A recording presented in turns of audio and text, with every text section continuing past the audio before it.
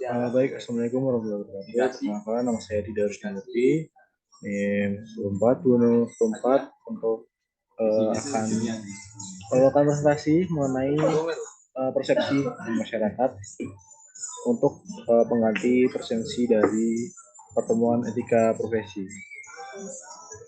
Baik, untuk yang materi pertama adalah konsep dari persepsi itu sendiri.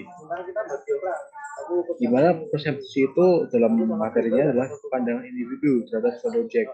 Jadi untuk si individu itu melakukan sebuah aktivitas atau respon itu berdasar dari persepsi dia akan sesuatu, seperti penerimaan ataupun penolakan terhadap stimulus tersebut. Misal setiap masyarakat berpersepsi untuk menjaga lingkungan, bahwa persepsi mereka lingkungan itu penting, maka tindakan mereka adalah akan menilai jika lingkungan itu penting, karena persepsinya sudah demikian, dan nantinya hasilnya akan membuat sebuah motivasi, kemauan, dan perasaan.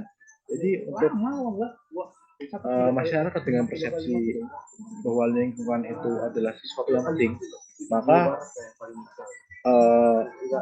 dengan pendapatan penilaian masyarakat membuat mereka lebih menjaga gitu, menjaga dan lebih memperhatikan dari kualitas lingkungan sendiri. Dilihat dari bagian terakhir, yaitu motivasi, kemauan, dan perasaan untuk melindungi dan menjaga lingkungan itu sendiri. Nah, untuk secara teorinya, konsep dari persepsi itu kurang lebih demikian, yaitu proses kognitif yang bisa terjadi pada setiap orang dalam memahami informasi tentang lingkungan yang dapat diperoleh melalui penglihatan, pendengaran, penglihatan, perasaan maupun penciuman. Baik seperti tadi, sebuah persepsi bisa didapat dari misal sebuah teori yang kita baca atau penjelasan dari ahli-ahli, karena itu adalah, menurut saya, adalah sebuah media kita membuka persepsi, entah itu persepsi lama atau persepsi baru. Misalkan kita mengikuti sebuah kelas dan dosen menjelaskan tentang persepsi beliau mengenai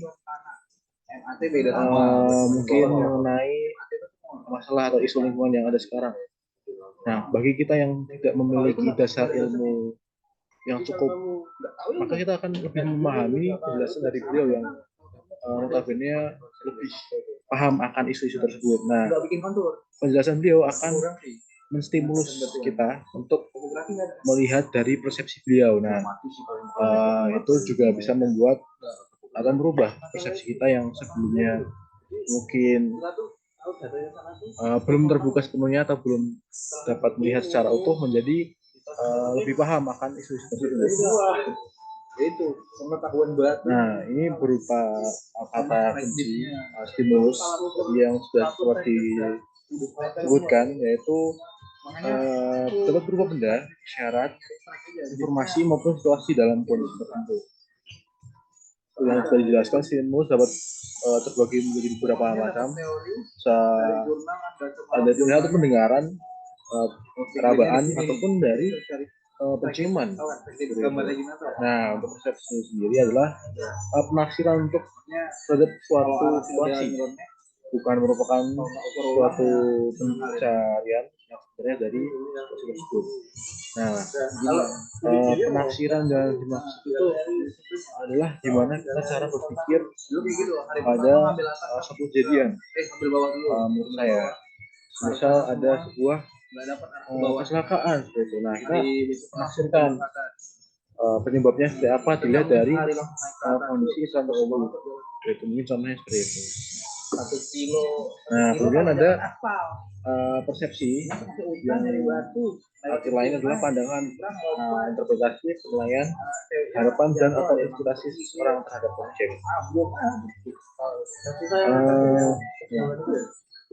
Untuk pandangan seperti yang saya contohkan tadi, seperti pada dosen yang memiliki pandangan tertentu, itu bisa mengubah pandangan-pandangan orang lain yang dia jelaskan, seperti mahasiswanya ataupun pendengar-pendengarnya.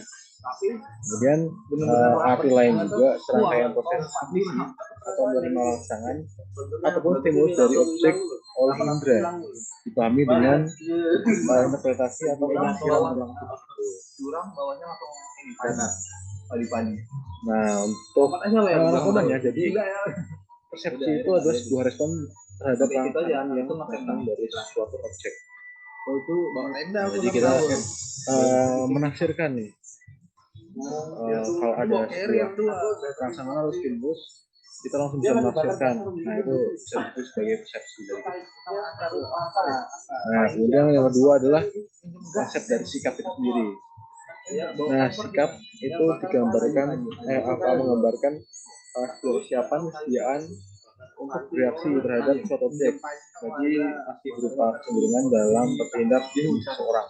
Iya, di madang lah, di hutan lah. Aku di atas gunung, di bukit. Nah, ciri dari sikap sendiri itu mempunyai opsi tertentu. Dari terakhir, seperti orang, perilaku, konsep, situasi atau benda. Itu sendiri mengandung penilaian setuju atau tidak setuju soal tidak suka. Jadi sikap sendiri itu bisa dinilai apakah dia setuju atau tidak. Kemudian ada beberapa komponen yang menyusun sikap, itu berpikir, keyakinan atau kognitif, kemudian ada perasaan emosional atau afektif, jadi yang terakhir ada kecenderungan atau mungkin tabiat ya, misalnya behavior. Nah, kemudian pada poin ketiga adalah konsep perilaku. Sebelum sikap ini perilaku. Sebenarnya tidak terlalu jauh menurut saya antara sikap dan perilaku. Dimana tadi sikap itu merupakan adalah sebuah kesiapan atau tidak berasal dari objek. Untuk ya perilaku itu tanggapan atau reaksi individu dengan terwujudnya dan terwujud dalam gerakan, tidak saja badan atau ucapan. Jadi sikap dan perilaku itu berhubungan satu sama lain. Kemudian masyarakat budaya sebenarnya merupakan perwujudan dari perilaku manusia. Kemudian kepribadian yang mewujudkan perilaku manusia. Perilaku manusia dapat dibedakan dengan kepribadiannya karena kepribadian merupakan latar belakang perilaku dari diri sendiri. Nah, kemudian ada konsep perilaku menurut Shipman, LG, dan Kanok 2004 di Satisfaction of Needs Theory yang dikemukakan oleh Abraham Maslow beranggapan bahwa perilaku manusia pada akhirnya adalah untuk memenuhi kebutuhannya. Jadi kegiatan-kegiatan manusia itu didasari oleh kebutuhan atau nafsu manusia itu sendiri. Nah, itu adalah 5 jenjang kebutuhan pokok manusia. Perilaku itu mempertahankan hidup itu yang paling utama. Psychological needs yaitu kebutuhan primer seperti sandang, papan, dan pangan, baik itu kebutuhan psikologis maupun biologis. Lalu yang kedua adalah safety needs atau kebutuhan rasa aman, itu keamanan jiwa, harta ataupun perlakuan yang adil, mungkin dalam hal ini hukum ya. Kemudian yang ketiga itu ada kebutuhan sosial needs itu perasaan diterima, kemudian kebutuhan untuk maju, dan kekuatan ikut serta. Jadi ini lebih ke kebutuhan untuk masyarakat. Nah, kemudian ada yang keempat itu menggunakan penghargaan. Semakin tinggi status seseorang, semakin tinggi juga prestisnya. Lalu yang terakhir itu kebutuhan memperbaiki kapasitas kerja, self evaluation. Ingin mengembangkan kapasitas mental dan jadi setiap orang nanti mempunyai perasaan ingin berkembang, karena ada keinginan untuk mengembangkan kapasitas serta kemudian pada poin keempat ada hubungan dari ketiganya antara persepsi yaitu cara pandang kita, sikap, dan perilaku yang merupakan perwujudan dari sikap itu. Nah, sikap yang tidak sikap sangat menentukan perilaku seseorang, ini juga bisa tidak. saat muncul keraguan terhadap persepsi antar sikap dan perilaku seseorang. Persepsi yang benar terhadap seseorang diperlukan. Persepsi merupakan dasar pembentukan sikap dan perilaku. Jadi, misal yang saya contohkan tadi, jika masyarakat berpersepsi kalau lingkungan itu lingkungan hidup perlu dijaga, kualitasnya, keberadaannya, maka sikap dan perilaku masyarakat akan menuju ke arah menjaga dan mempertahankan kualitas dari si lingkungan itu. Nah, kemudian persepsi individu terhadap lingkungannya itu menentukan tindakan individu yang tersebut seperti yang saya sebutkan. Nah, kemudian ini ada hubungan sikap dan perilaku tentang keyakinan konsekuensi, penilaian tentang keyakinan yang membentuk sikap, kemudian tokoh panutan, motivasi mengikuti tokoh panutan, tokoh subjektif, dan kemudian bentuk intensitas untuk berperilaku dan kendala yang dipersepsikan. Kemudian terbentuknya persepsi di literatur yang dijelaskan ini ada informasi sampai ke ini maksudnya kotak pengalaman, seleksi, penafsiran, pengorganisasian. Nanti muncul sebagai persepsi dan perilaku. Nah, kemudian perilaku seseorang tidak sesuai dengan sikapnya. Seperti yang disebutkan tadi, tidak sesuai antara sikap orang tersebut dengan informasi mengenai kenyataan sebelumnya. Tidak sesuai antara sikap orang tersebut dengan sikap panutannya, dan yang ketiga karena terpaksa.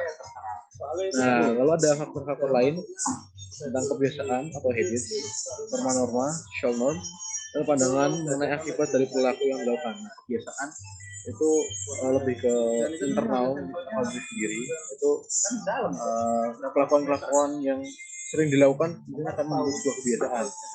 Lalu norma-norma ini terbentuk kemungkinan besar karena lingkungan, karena norma di setiap lingkungan itu akan berbeda. Lalu dan pandangan mengenai akibat ini bisa dibilang sebuah persepsi. Nah, mungkin seperti itu dari saya. Terima kasih atas waktunya dan terima kasih untuk peluangannya dapat memberikan kesempatan pada saya, Pak.